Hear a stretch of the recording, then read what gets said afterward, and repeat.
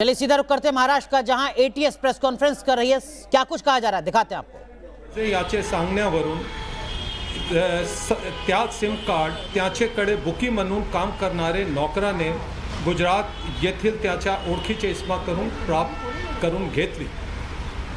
सदरची SIM card ही गुजरातच्या एक कंपनीचे नावे खरेदी केल्याचे निष्पन्न होते।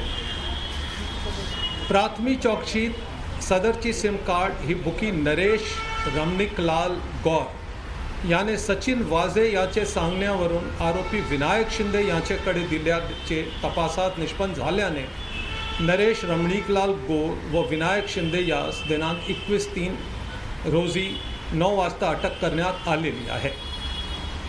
विनायक शिंदे हा मुंबई पोलीस दलातील 2007 मध्ये वर्सोवा येथे झालेल्या लखन भैया बनावट चकमक प्रकरणातील आजीवन कारावासाची शिक्षा झालेला आरोपी आहे। तो सध्या मे 2020 पासून कोरोनाचे साथीच्या आजाराच्या कारणावरून पॅरोल रजेवर असताना त्यांनी हा अपराध केलेला आहे। त्यांनी मृतकाशी संपर्क केला, त्याला बोलवून घेतले व हत्येमध्ये प्रत्यक्ष सहभाग घेण्याबाबतचे तपासामध्ये पुरावे प्राप्त झालेले आहेत। अटक झालेले आरोपी यांना घटनास्थळी सोबत घेऊन जाऊन गुन्हा कसा केला याबाबतचे प्रात्यक्षिक घेण्यात आलेले आहेत। सदर अटक व पाहिजे आरोपी यांनी घरे, कार्यालय व गोडाऊन इत्यादी ठिकाणी छापा टाकून गोळा केलेल्या माहितीचे विश्लेषण चालू आहे। आरोपी गौड याच्या मार्फत मागविलेले 14 सिम कार्डपैकी काही सिम कार्ड ॲक्टिवेट करून विनायक शिंदे याच्याकडे दिल्याचे आणि विनायक शिंदे याने सदरचे सिम कार्ड इतरांकडून देऊन त्याचा वापर गुन्ह्यात केल्याचे सुद्धा तपासात निष्पन्न होत आहे।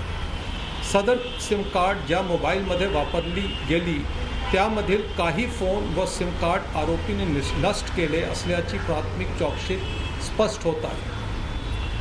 अटक आरोपी याचेकडे करण्यात आलेली चौकशी, त्यामधून मिळालेल्या माहितीचे केलेले तांत्रिक विश्लेषण आणि त्याचप्रमाणे गुन्ह्याशी संबंधित संशयित इसमाकडे केलेली चौकशी याचे आधारे मिळालेल्या माहिती अनुसार दामन दीव येथे तपास कमी झालेले रवाना झालेले पथक गुन्ह्याच्या वापरल्या संशय असलेल्या वॉल्वो कार व संशयित इसमासह मुंबईत आज दिनांक 23/3/21 रोजी परत आलेले आहेत। सदरची कार गुन्ह्यात वापरली अगर कसे याबाबत सदर कारची FSL कलिना मुंबई याच्याकडून तपासणी करण्याचे काम चालू आहे। सदर गुन्ह्यात संशयाची सखोल चौकशी झाल्यानंतर आणखीन काही इसमांना अटक होण्याची शक्यता आहे। आमच्याकडे बरेच नाव आहेत, बरेच संशयित आहेत, फक्त पुरावे गोळा करण्याचं काम बाकी आहे, तो सुद्धा होईल। गुन्ह्याच्या अनुषंगे बराचसा परिसर, ऑफिसेस आणि मार्गावरील CCTVचे फुटेज घेण्यात आलेले आहे। त्याचप्रमाणे इतर महत्त्वाचे ठिकाणाचे CCTVचे फुटेज प्राप्त करण्याचा कामकाज चालू आहे। आरोपींनी काही ठिकाणाचे CCTV फुटेज प्राप्त करून नष्ट केल्याचे पुरावे सुद्धा समोर येत आहेत। तपास पथकाने तपासामधील आजपर्यंत झालेल्या संदर्भात अनेक साक्षीदारांचे जबाब नोंद केलेले आहेत। काही महत्त्वाचे साक्षीदार कोर्टासमोर कलम 164 CRPC प्रमाणे जबाब देण्यास तयार आहेत, त्यानुसार कारवाई चालू आहे।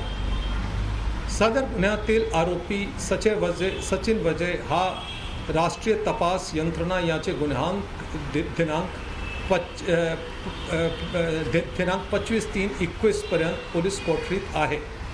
त्यामुळे सदर गुन्ह्याबाबत कसून चौकशी करणे आवश्यक असल्याने त्याचे विरुद्ध ट्रान्सफर वॉरंट प्राप्त केले असून NIA कोर्टमध्ये आरोपीचा ताबा घेण्याकरता आम्ही 25 तारीखला तिकडे अपील करू।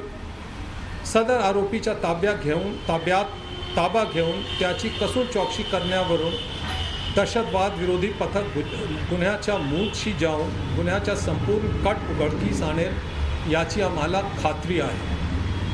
गुन्ह्याचा तपास महत्त्वाच्या टप्प्यावर चालू असून दहशतवाद विरोधी पथकची विभिन्न पथके रात्रोदिवस अथक परिश्रम करीत आहेत व गुन्ह्याच्या मुख्य सूत्रधार शोधून त्याच्या मुळाशी जाण्याचा प्रयत्न करीत आहेत. धन्यवाद. जय हिंद, जय महाराष्ट्र.